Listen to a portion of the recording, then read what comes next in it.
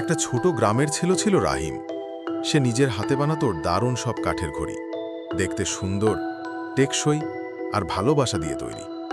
কিন্তু সমস্যা ছিল একটা বড়, তার এই ঘড়িগুলো কেউ চিনত না। সেদিনে 10টা ঘড়ি বানালেও বিক্রি হতো না একটা পর্যন্ত। কারণ ছিল একটা, মানুষ জানতই না রাহিম এমন কিছু বানায়। একদিন গ্রামের এক ব্যবসায়ী এসে রাহিমকে বলল, তুই এত ভালো ঘড়ি বানাস, কিন্তু কেউ তো জানে না, জানালে কি বিক্রি হতো না? রাহিম বলল, মানুষকে জানাবো কিভাবে? তখনই ব্যবসায়ী বলল, এই জানানোটাই হলো মার্কেটিং। এটা এমন এক কৌশল যা মানুষের মনে জায়গা করে দেয় তোমার পণ্যের। এরপর তারা মিলে রাহিমের জন্য একটা ফেসবুক পেজ খোলে, ঘড়ির সুন্দর ছবি তোলে, একটা ভিডিও বানায় আর ক্যাপশন দেয়, হাতে তৈরি ঘড়ি।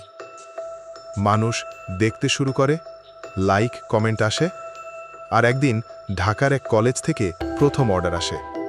তারপর চট্টগ্রাম, রাজশাহী, এমনকি দেশের বাইরেও অর্ডার যেতে থাকে।